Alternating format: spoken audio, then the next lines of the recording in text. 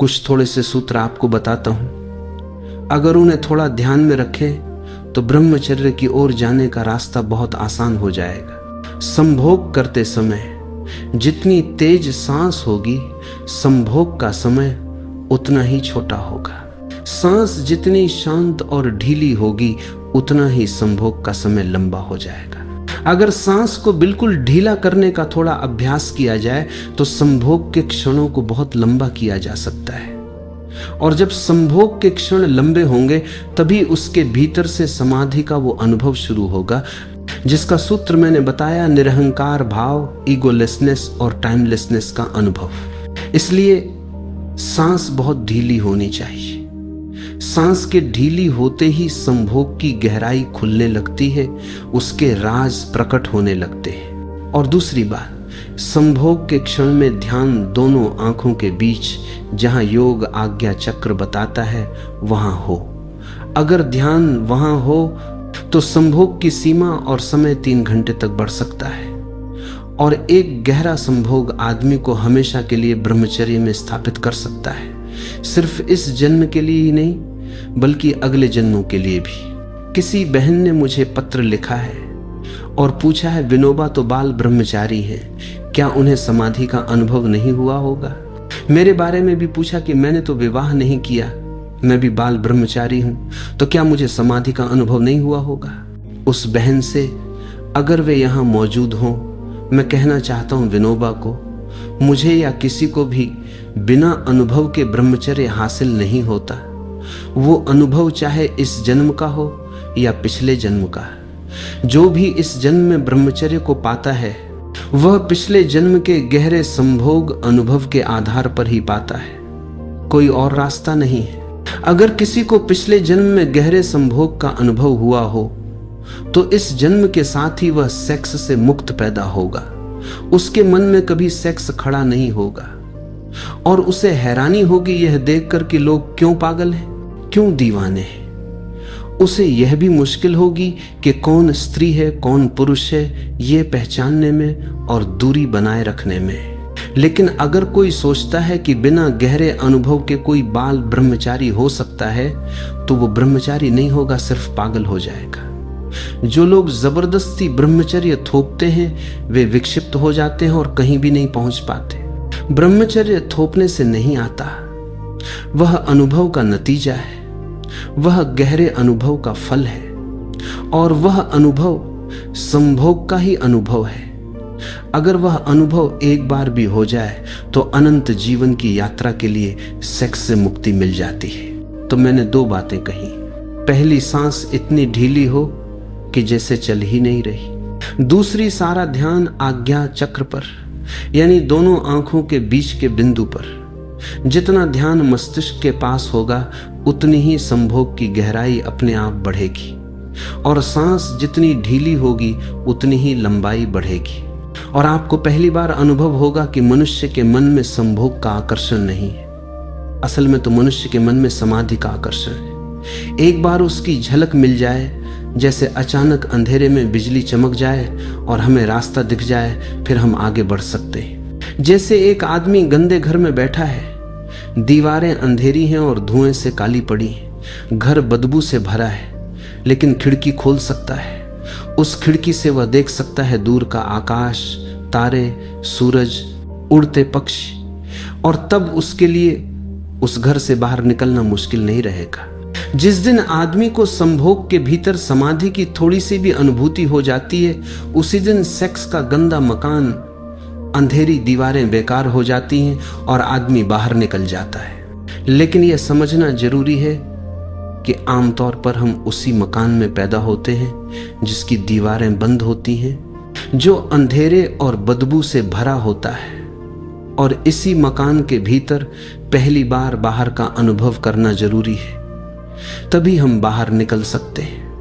जिस आदमी ने खिड़की ही नहीं खोली और उसी मकान के कोने में आंख बंद करके बैठ गया कि मैं इस गंदे मकान को नहीं देखूंगा, वह चाहे देखे या न देखे, रहेगा तो उसी मकान के भीतर ही, जिसे हम ब्रह्मचारी कहते हैं।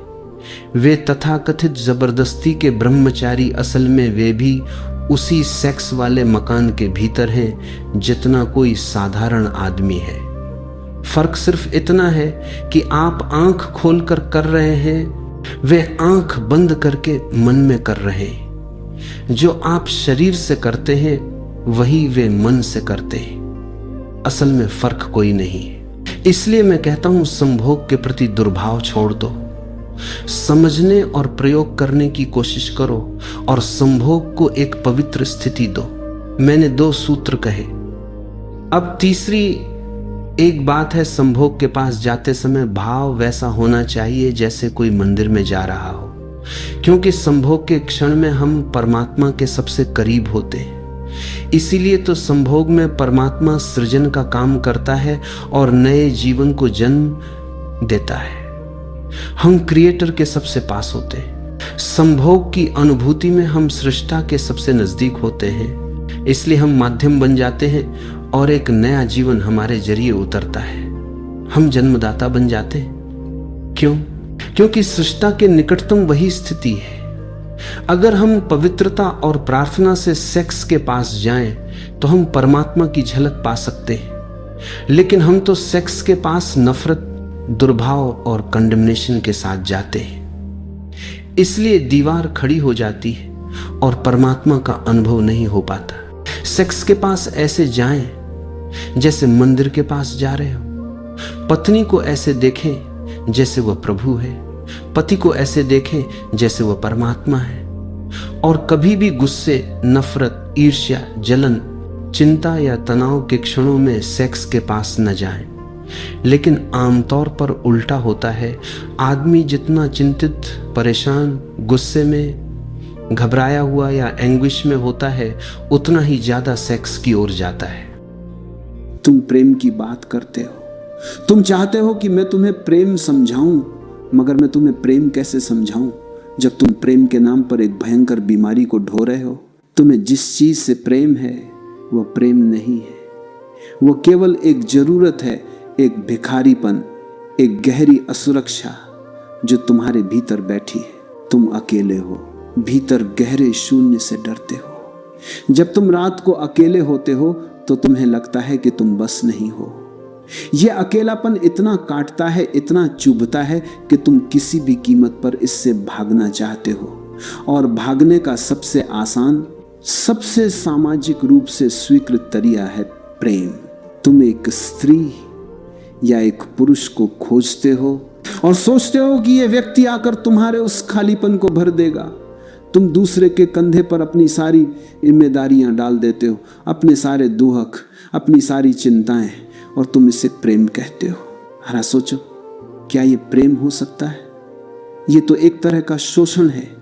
तुम दूसरे का उपयोग एक दवा की तरह कर रहे हो ताकि तुम अपने भीतर के खालीपन को भूल सको।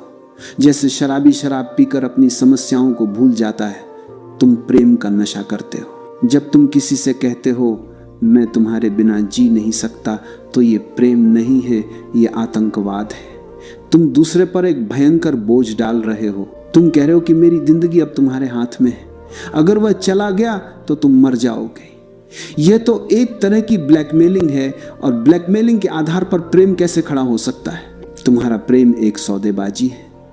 तुम हमेशा हिसाब लगाते हो, मैंने तुम्हारे लिए यह किया, अब तुम मेरे लिए क्या करोगे? ये कोई हृदय का भाव नहीं है, ये तो बाजार का हिसाब किताब है, जहां लेन देन होता है, जहां नहा नुकसान देखा जाता है। तुम देते इसलिए हो ताकि तुम्हें वापस मिले, और जिस दिन तुम्हें लगता है कि वापस नहीं मिल रहा है, तुम्हारा सारा प्रेम पल भर में घृणा में बदल जाता है। अगर तुम्हारा प्रेम ईर्ष्या पैदा करता है तो ये प्रेम नहीं। अगर तुम्हारा प्रेम मालकियत पैदा करता है तो ये प्रेम नहीं। अगर तुम्हारा प्रेम बंधन पैदा करता है तो ये प्रेम नहीं। ये केवल अहंकार है जिसने प्रेम का खूबसूरत मुखौटा पहन रखा है। तुम्हारा अहंकार दूसरे को ऐद करना चाहता है ताकि तुम सुरक्षित महसूस कर सको। ये पिंजरा बहुत सुंदर हो सकता है, सोने का हो सकता है, मगर यह है तो पिंजरा ही, और पिंजरे में कोई जुश नहीं रह सकता। तुम खुद को देखो, जब तुम प्रेम में होते हो तुम हर पल डरे हुए होते हो कि कहीं वह व्यक्ति चला न जाए। ये डर कैसा? ये डर बताता है कि तुम्हारा प्रेम दूसरे पर आधारित है। तुम दूध पर आधारित नहीं हो। तुम दूसरे को अपनी खुशी की कुंजी बनाकर उसके हाथ में सौंप देते हो। ये तुम्हारी सबसे बड़ी गलती है और ये गलती तुम्हें कभी प्रेम तक नहीं पहुंचने देगी, क्योंकि प्रेम हमेशा निर्भय होता है। प्रेम हमेशा स्वतंत्रता देता है और तुम्हारा तथाकथित प्रेम हमेशा डर और बंधन पैदा करता है। अब इस बात को गांठ बांध लो, जिसे तुम प्रेम कहते हो वो प्रेम नहीं है।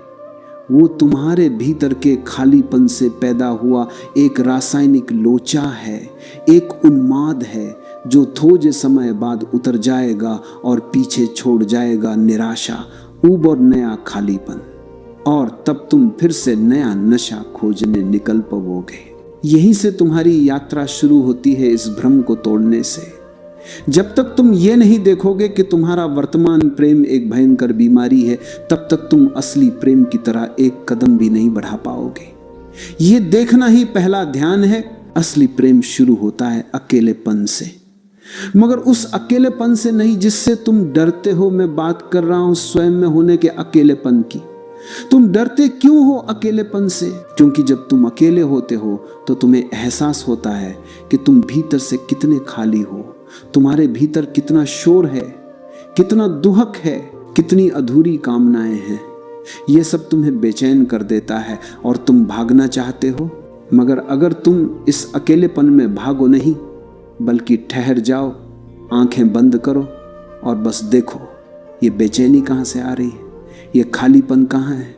जब तुम इसे बिना किसी निर्णय के, बिना किसी विरोध के देखते हो तो एक चमत्कार होता है। वो खालीपन धीरे धीरे एक विशालता में बदल जाता है। वो शून्य जो तुम्हें डरा रहा था वो अचानक एक स्वर्ग बन जाता है। यह है पहला सत्य। प्रेम दूसरे को खोजने से पहले युद्ध को खोजने की यात्रा है। जब तुम अपने भीतर इस केंद्र को पा लेते हो जहां तुम पूर्ण हो, जहां तुम्हें किसी दूसरे की आवश्यकता नहीं रही, उसी क्षण तुम्हारे भीतर प्रेम का बीज बोया जाता है। आवश्यकता हमेशा गुलामी पैदा करती है, प्रेम हमेशा स्वतंत्रता पैदा करता है। जब तुम किसी से कहते हो मुझे तुम्हारी जरूरत है, तो तुम उसे जरीद रहे हो, तुम उसे अपनी गुलामी में ले रहे हो। मगर जब तुम भीतर से इतने भरे हुए होते हो कि अब तुम्हें किसी की जरूरत नहीं रही, तुम परिपूर्ण हो, तब भी अगर कोई व्यक्ति तुम्हारे जीवन में आता है तो वह जरूरत बनकर नहीं आता, वह एक आनंद बनकर आता है, एक उपहार बनकर आता है। तुम उसे कहते हो मैं तुम्हारे साथ होना चाहता हूं, इसलिए नहीं कि मैं तुम्हारे बिना अधूरा हूं, बल्कि इसलिए कि मैं इतना भरा हुआ हूं कि मैं तुम्हारे साथ इस आनंद को बांटना चाहता हूं। यह है प्रेम की सही शुरुआत। प्रेम मांग नहीं है, प्रेम बांटना है। मांग भिखारी करता है, बांटता सम्राट है। तुम जब तक भीतर से भिखारी हो तब तक तुम प्रेम नहीं कर सकते। तुम सिर्फ भीख मांगोगे। तुम दोगे भी तो इस उम्मीद से कि तुम्हें 4 गुना वापस मिले। यह फिर भीख ही हुई। तुम्हें युद्ध को भीतर से सम्राट बनाना होगा, और सम्राट बनने के लिए किसी राज्य की, किसी संपत्ति की जरूरत नहीं है। तुम्हें सिर्फ अपने भीतर के स्व को जानने की जरूरत है। जब तुम अपने भीतर के होश को जान लेते हो, जो तुम्हारी असली प्रकृति है, जो शुद्ध बुद्ध है, तब तुम पहली बार पाते हो कि तुम्हारे पास वह सब है जो तुम बाहर खोज रहे थे। तुम्हारे भीतर आनंद है, तुम्हारे भीतर शांति है, तुम्हारे भीतर प्रकाश है। जब ये प्रकाश तुम्हारे भीतर से फूटता है, तब ये अपने आप चारों ओर बिखरता है। ये बिखरना ही प्रेम है। ये प्रेम कोई कर्म नहीं है कि तुमने किया, ये प्रेम तुम्हारा स्वभाव है कि तुम हो। सूरज को रोशनी देने के लिए प्रयास नहीं करना पड़ता। जब सूरज होता है तो रोशनी अपने आप बिखरती है। तुम अपने भीतर के उस सूरज बनो। तुम्हें किसी लड़की को खुश रखने की टेक्निक नहीं सीखनी है, तुम्हें बस जुद-जुश होना सीखना है। जब तुम भीतर से आनंदित होते हो तो तुम्हारे चारों ओर एक ऊर्जा क्षेत्र बन जाता है। जो भी इस क्षेत्र में आता है वह अपने आप आनंदित और आकर्षित हो जाता है। ये आकर्षण किसी शारीरिक सुंदरता या धन का नहीं होता, यह आकर्षण तुम्हारी होने की शक्ति का होता है। यह है असली शॉर्ट्स का मसाला। सिर सुध बनो, बाकी सब अपने आप हो जाएगा। जब तुम्हारे भीतर प्रेम का यह स्रोत फूटता है, तब तुम किसी दूसरे व्यक्ति के साथ एक संबंध में नहीं पाते, बल्कि तुम एक नदी बन जाते हो जो दूसरे नदी के साथ बहना शुरू कर देती है। तुम जिस संबंध को जानते हो वह एक ठहरा हुआ, ससा हुआ तालाब होता है। तुम एक दूसरे के चारों ओर दीवारें खड़ी कर देते हो। ये मेरा पति है, ये मेरी पत्नी है, ये मेरा प्रेमी है। तुम तुरंत उस पर एक लेबल लगा देते हो, एक भानूनी बाह कर लेते हो, और बाह होते ही जीवन, प्रवाह, रस सब बात हो जाता है। तुमने कभी देखा है, जैसे ही तुम किसी रिश्ते को नाम देते हो, उसी दिन से उसमें ऊब शुरू हो जाती है। तुम शादी करते हो और सोचते हो कि अब सब हो गया, अब कोई रोमांच नहीं, कोई खोज नहीं, अब तो बस कर्तव्य है, अब तो बस जिम्मेदारी है। यह संबंध प्रेम को मार देता है। प्रेम हमेशा बहता है। प्रेम रिलेशनशिप नहीं है, प्रेम एक रिलेटिंग है। रिलेशनशिप का अर्थ होता है एक बंधा हुआ, निश्चित, अथम हो चुका अध्याय। रिलेटिंग का अर्थ होता है हर पल एक नया मिलन, हर पल एक नई खोज, हर पल एक नई शुरुआत। जब तुम किसी से प्रेम करते हो तो तुम हर सुबह ये मत सोचो कि तुम उससे शादीशुदा हो या प्रेमी हो। तुम हर सुबह उसे एक अपरिचित की तरह देखो, एक नया व्यक्ति जिसे तुम आज पहली बार देख रहे हो। अगर तुम उसे आज भी प्रेम कर सकते हो, अगर आज भी उसके भीतर तुम्हें कुछ नया अनूठा दिखता है, तो ही तुम्हारा प्रेम जीवित है। तुम्हारा प्रेम याददाश्त पर नहीं टिका होना चाहिए। तुम कहते हो मैंने इससे 5 साल पहले प्रेम किया था, इसलिए आज भी मैं इससे प्रेम करता हूं। यह मूर्खता है। अगर तुम्हारा प्रेम 5 साल पहले की याददाश्त पर टिका है तो तुम्हारा प्रेम मर चुका है। तुम केवल एक मरे हुए फूल को ढो रहे हो। असली प्रेम को हर पल नया होना होता है। तुम फारा देखो, तुम अपने प्रेमी के साथ बैठकर भी कहीं और होते हो। तुम मोबाइल में हो या अपने विचारों में हो या अपनी पिछली लड़ाई को याद कर रहे हो। तुम उस पल में उपस्थित नहीं हो, और जब तुम उपस्थित नहीं हो तो संबंध कैसे बनेगा? प्रेम का अर्थ है पूरी तरह से उपस्थित होना। जब तुम दूसरे के साथ हो तो तुम वहीं हो। तुम्हारा मन कहीं भटक नहीं रहा। तुम उसे सुनते हो, सिर्फ शब्दों को नहीं बल्कि उसके मौन को भी। तुम उसे देखते हो, सिर्फ शरीर को नहीं बल्कि उसके भीतर की आत्मा को भी। जब तुम इतने गहरे से उपस्थित होते हो, तब 2 आत्माओं का मिलन होता है। ये मिलन ही असली प्रेम है, और ये मिलन रो होता है, हर पल होता है। यह कोई एक बार का समझौता नहीं है जो 7 फेरों से बंध गया। इसलिए प्रेम को किसी कानूनी बंधन की जरूरत नहीं। प्रेम को कानून की जरूरत तब पड़ती है जब तुम्हें लगता है